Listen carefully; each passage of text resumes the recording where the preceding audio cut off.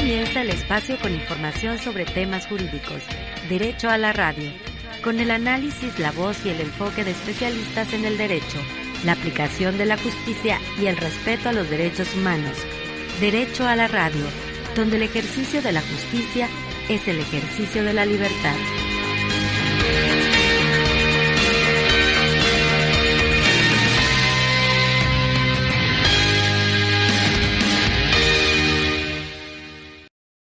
Buenas tardes, nos encontramos transmitiendo en vivo desde las instalaciones de Radio Universidad. Les recordamos que pueden seguir la transmisión de su programa favorito, Derecho a la Radio, todos los miércoles en punto a las 19 horas, a través de la frecuencia modulada 94.9 y de nuestras redes sociales, Facebook, Facultad de Derecho Oficial, y el canal de YouTube, Facultad de Derecho UCOL. Y bueno, como en cada programa se encuentra con nosotros nuestra amiga Bárbara Mancera. Hola Bárbara, muy buena tarde. Hola, no, qué gusto saludarte, buenas tardes a ti, a nuestra audiencia, además estoy contenta de estar ya en cabina de transmisión, te saludo con mucho gusto y también hay que recordarles que pueden sintonizar la retransmisión de este y otros programas el sábado en punto de la 1 de la tarde en esta misma estación de radio de la Universidad de Colima, Universo 94.9. El día de hoy vamos a abordar más el tema traición a la patria en el derecho penal. Así es, Bárbara, un tema muy interesante como todos los que tocan en este programa y bueno, es un enorme gusto estar aquí después de 2 años transmitiendo en vivo desde esta cabina. Bueno, iniciamos ya con el programa como tradicionalmente lo hemos hecho y es con la intervención del doctor José Ángel Méndez Rivera, quien compartirá la editorial de este programa. Adelante, doctor, le escuchamos. Muy buenas noches desde Colima, México. Bueno, pues el tema de hoy es traición a la patria y decisiones constitucionales fundamentales. Asunto muy serio es hablar de traición a la patria, pues se trata en primer lugar de un tema de conciencia personal en ética política y luego de responsabilidad individual en el derecho penal. Así, cuando en 2013 se aprobó en nuestro país la reforma constitucional que permitió la participación de empresas extranjeras en la industria del petróleo y en la generación de electricidad, se afirmó que las conductas de quienes promovieron y aprobaron la reforma constituían el delito de traición a la patria. El constitucionalista Mario de la Cueva decía que hay decisiones políticas fundamentales que forman parte de nuestro texto constitucional y que no están sujetas a cambios ni siquiera por el constituyente permanente, entiéndase Congreso Federal y Congresos locales, porque tales decisiones políticas forman parte de la esencia misma de la soberanía de la nación que reside en el pueblo. Decía don Mario de la Cueva que no puede reformarse la Constitución bajo riesgo de traición a la patria para cambiar constitucionalmente el sistema democrático por uno monárquico o suprimir las garantías individuales junto con lo que hoy son los derechos humanos o acabar con la separación de la Iglesia y el Estado. Igual en este mismo rango de normas constitucionales no se pueden cambiar las relativas a las áreas estratégicas de nuestra economía como el petróleo y la electricidad consideradas propiedad de la nación. Las áreas estratégicas se incorporaron a la Constitución precisamente como decisiones políticas fundamentales en la explotación y comercio de los recursos estratégicos frente a la economía del mundo globalizado que representa un riesgo para la soberanía nacional y que al residir en el pueblo dicha soberanía, solo el pueblo mediante el uso del referéndum constitucional tendría la plena legitimidad para decidir si las áreas estratégicas dejan de serlo a partir de una decisión que no sería político-partidista, sino una decisión política fundamental, fundamentada en la voluntad de los ciudadanos que constituyen la patria, a veces traicionada por quienes dicen representarla. ¿Usted qué opina? Muchas gracias por su atención. Agradecemos al doctor José Ángel Méndez Rivera por la lectura de este editorial. Y bueno, para quienes recién nos acaban de sintonizar, les compartimos que abordamos el tema relativo a la traición a la patria en el derecho penal. Y nos da mucho gusto recibir en este programa al maestro Juan Manuel Orozco Gil. Él es profesor honorífico de la Facultad de Derecho. Bienvenido, maestro Juan Manuel, a su programa Derecho a la Radio. Muchas gracias, doctor Enoc. Doctora Bárbara, muchas gracias por haberme considerado para participar el día de hoy con ustedes. Sé que es su regreso aquí a esta cabina de radio y para mí es un honor poder estar con ustedes compartiendo algunos temas relacionados con la traición a la patria y aprovechar también el espacio para felicitarle por su gestión como director de la Facultad de Derecho. Creo que fue muy importante para toda la comunidad académica y también es un placer poder compartir con ustedes este espacio. Muchas gracias, maestro. ¿Podría compartirnos en el delito de traición a la patria en el caso de México, cuál es el bien jurídico tutelado? En el delito de traición a la patria, ¿cuál es el bien jurídico tutelado? Bien, tomando en consideración que los radioescuchas, el grueso de ellos son estudiantes, pues podríamos establecer en principio que es un bien jurídico tutelado y para ello, pues tenemos que visualizar que cuando hablamos de un bien jurídico que se protege o que se tutela, es precisamente el propósito que una norma prohibitiva, entendida esta como una acción típica, se busca proteger precisamente con esa prohibición. Cuando hablamos de traición a la patria, no hablamos de un delito común, sino hablamos de una cuestión excepcional, es algo serio. Hablar de traición a la patria es una transgresión que va más allá de algo que se comete entre particulares, vamos a establecerlo así. Cuando hablamos de un delito del orden común, por ejemplo, un robo simple, habrá casos en los que la víctima o la parte ofendida sea una persona, pero cuando hablamos de traición a la patria, hablamos de una afectación mayor. Hablamos de una afectación que recae en toda una nación, en todos los que componen, en este caso, a este país.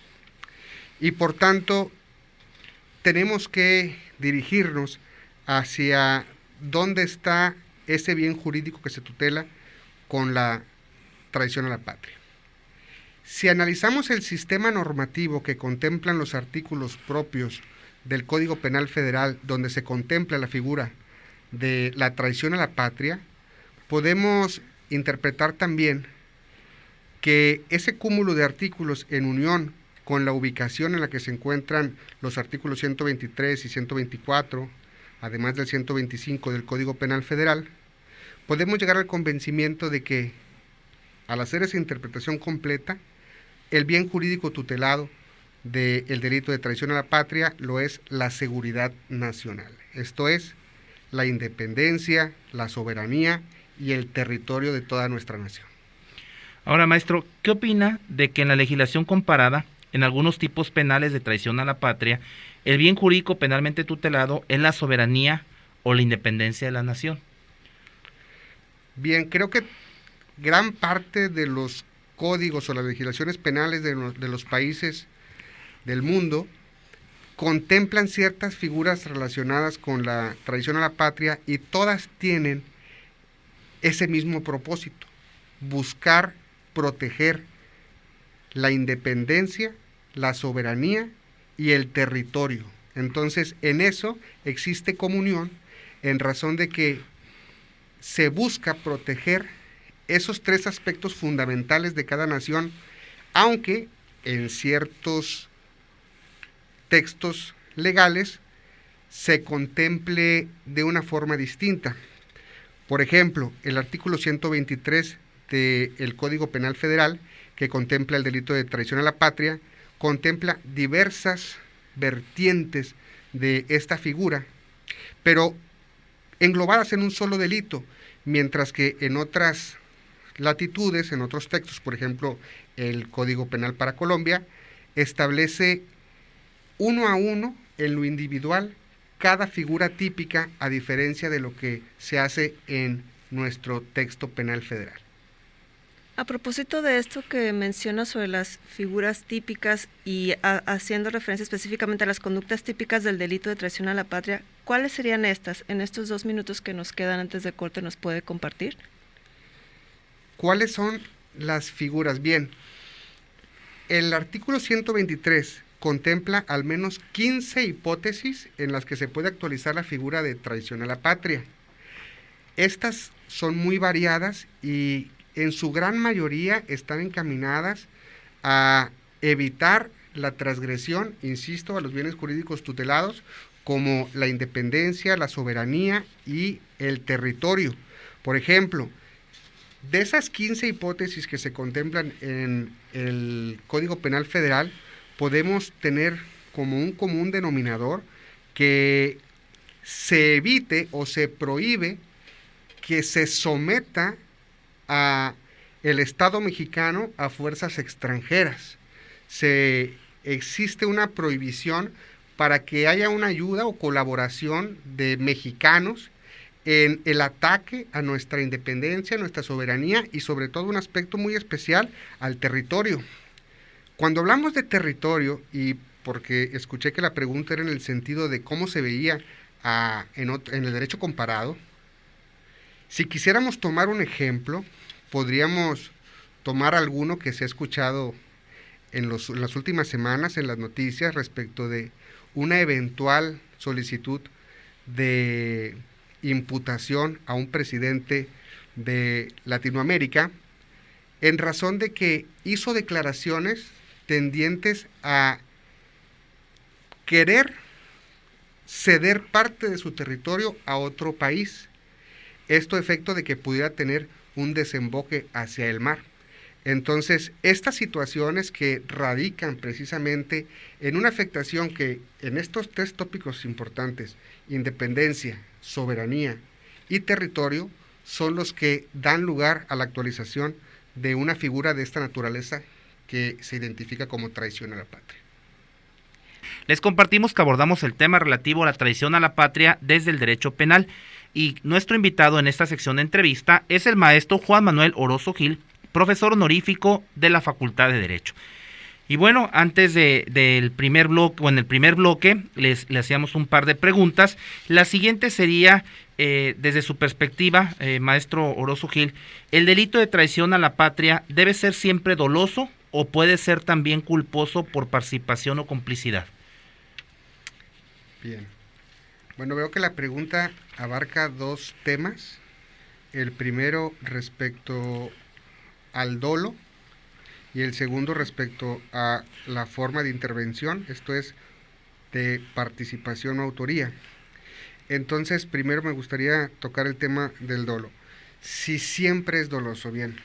Por la naturaleza del delito, pareciera que es un tanto complicado que una persona pudiera cometer el delito de traición a la patria a título de culpa, porque pues sabemos que la culpa en el derecho penal es imprudencia, esto es, que se comete un delito que no se previó siendo previsible o que previéndose se creyó que no se iba a actualizar. Entonces, si atendemos a la naturaleza y al propósito de los delitos de traición a la patria, pues que alguien asuma una actitud de imprudencia respecto de una figura como esta, pues como lo dije, se ve un tanto difícil, entendido de que pues no se pudiera asumir un tipo de imprudencia en la comisión de este delito, pero sobre todo, para ello y para dejar de especular sobre ese tema, pues valdría la pena considerar que el artículo 60, párrafo segundo, del Código Penal Federal, contempla las figuras que pueden ser cometidas a título culposo, y entre ellas no se encuentra el delito de traición a la patria. Por tanto, y en conclusión sobre ese tema, solamente respecto del dolo, considero que sí es necesariamente o eminentemente doloso este delito. Ahora, se señaló si podría cometerse bajo una figura de participación, y esta pregunta es bastante importante, porque de las 15 hipótesis que establece el artículo 123 del Código Penal Federal, varias de ellas contemplan como el verbo rector la colaboración o la ayuda, que es un elemento característico que se da para la participación, distinto de lo que sucede con la autoría, que tiene como rasgo característico el dominio funcional del hecho. Siendo así, considero que aun y cuando pareciera que ciertos temas o ciertas actividades se pueden dar a título de participación, lo cierto es que al ser verbos rectores del tipo penal, lo que se da ahí es la autoría por el dominio funcional del hecho. Maestro, ¿nos puede compartir si una legisladora o legislador en funciones puede incurrir en el delito de traición a la patria? Si analizamos el artículo 123 multicitado del Código Penal Federal, podemos llegar a una conclusión. Hay delitos que se componen por diversos elementos, algunos tendrán elementos subjetivos específicos, algunos no, y algunos tendrán también una característica respecto del sujeto activo. Para que un elemento de esta naturaleza se pueda actualizar, es necesario que en el tipo penal se contemple una necesidad específica para ese tipo de sujetos. En este caso, el artículo 123 señala que para que se actualice el resto de las figuras que contemplan ese numeral, el requisito para el sujeto activo es ser mexicano, porque así lo establece. Esto es, una persona con nacionalidad mexicana, sin importar el puesto que tenga, puede encuadrar en la hipótesis delictiva si sus acciones se encuadran en ese supuesto. Entonces, si un legislador o cualquier otra persona de nacionalidad mexicana realiza una actividad que atente contra la independencia, la soberanía o el territorio mexicano, podría materializar la figura típica de la traición a la patria. Ahora, nos quedan unos 30 segundos para concluir la entrevista. ¿Alguna reflexión final que nos quiera compartir, maestro Orozco? Muchas gracias. Bueno, pues solamente agradecer nuevamente que me hayan invitado. Estoy aquí para servirles en la medida de lo posible. Siempre es un placer colaborar aquí con ustedes en la radio de la Universidad de Colima. Y respecto del tema de la traición a la patria, pues nada más aterrizar que es un delito serio que va más allá de la forma en la que a veces se le quiere dotar de contenido, y es importante que sepamos que esto refleja el sentimiento o el ADN de una nación, cuya transgresión pues actualizará esta figura típica. Agradecemos al maestro Juan Manuel Orozco Gil, profesor honorífico de la Facultad de Derecho. Derecho a la radio, donde el ejercicio de la justicia es el ejercicio de la libertad. Continuamos en breve.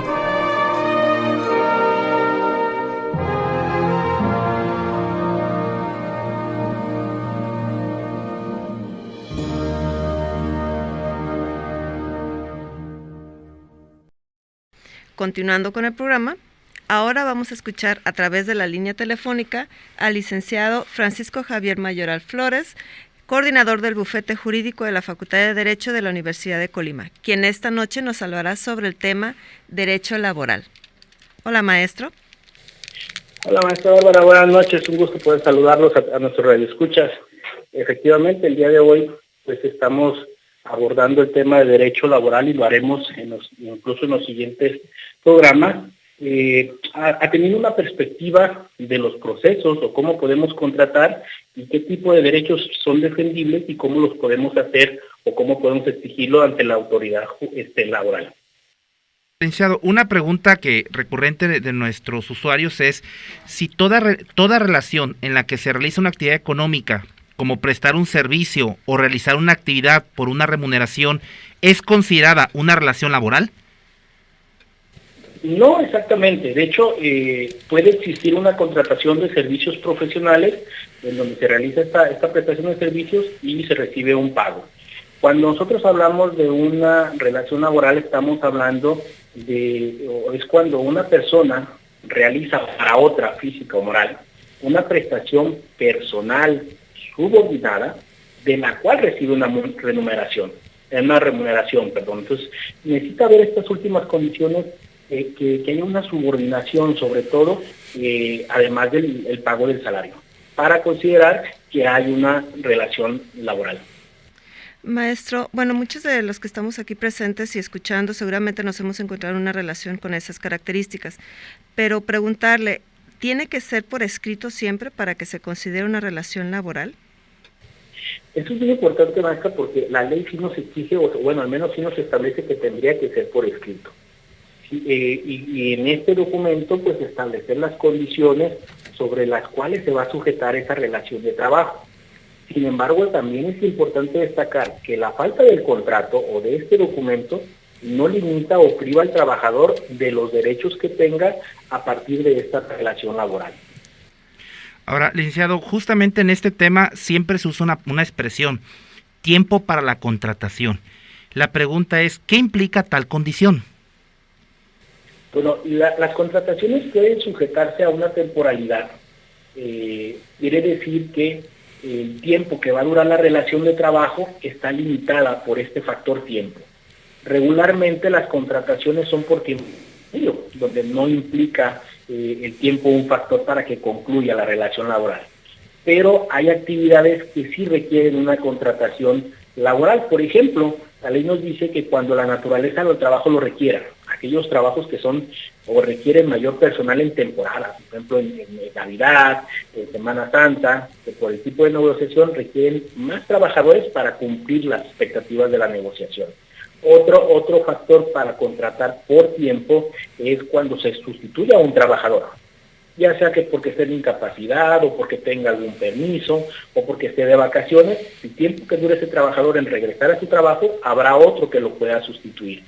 Y también que es un contrato que se da quizás muy usual y que se recurre hoy en día mucho, son los contratos por tiempo determinado para capacitación o adiestramiento, en donde le permite al patrón, si se cumple con los requisitos los requisitos del trabajador para la función, pasar ese contrato temporal a un tiempo indeterminado, y si no, pues se da por terminada la relación laboral.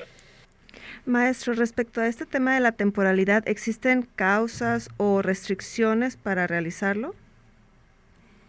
Bueno, de hecho las restricciones de las causas estarían vinculadas precisamente a estos elementos de la naturaleza del trabajo, a estos elementos de si requiere la empresa sustituir temporalmente a un trabajador o que requiera contratar nueva personal, y que para garantizar que la contratación en su momento no va a ser necesaria o que de alguna manera no le sea satisfactoria a la empresa, pues le da un periodo de gracia al trabajador nuevo para que determine o haga ver sus capacidades y ver si realmente es un trabajador que pueda funcionar en la negociación.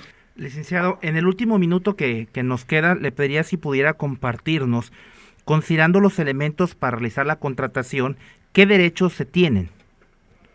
Bueno, aquí es muy importante establecer que en una contratación laboral las prestaciones se pueden fijar entre patrón y trabajador, siempre y cuando las condiciones que se establezcan no sean ilícitas y que no sean menores a lo que la propia ley federal del trabajo establece.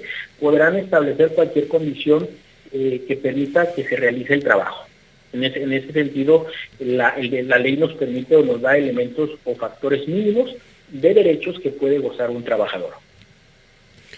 Ok, licenciado, finalmente, si algún usuario, alguien de las personas, de nuestros radioescuchas, tiene mayores dudas sobre este tema en particular, ¿pueden acudir al bufete jurídico de la Facultad de Derecho para recibir asesoría y orientación? Así es, como lo hemos comentado en programas anteriores, pueden acudir directamente a las instalaciones de la Facultad de Derecho, donde podemos darles esta asesoría para cualquier duda que tengan respecto de este tema, o bien vía telefónica se pueden comunicar al 312-31-610-71 o vía redes sociales para concertar una cita y poder platicar con ustedes con respecto a aquellas dudas que puedan tener. Bueno, muchas gracias, licenciado Mayoral. Despedimos al licenciado Francisco Javier Mayoral Flores, coordinador del bufete jurídico de la Facultad de Derecho Universidad de Colima. Bueno, Bárbara, el tiempo para este programa está por agotarse. Lo compartíamos al inicio, nos da mucho gusto estar aquí transmitiendo desde cabina. Invitamos a todos nuestros radioescuchas que nos sintonicen en punto de las 19 horas en esta transmisión en vivo. Pueden interactuar con nosotros a través de las redes sociales.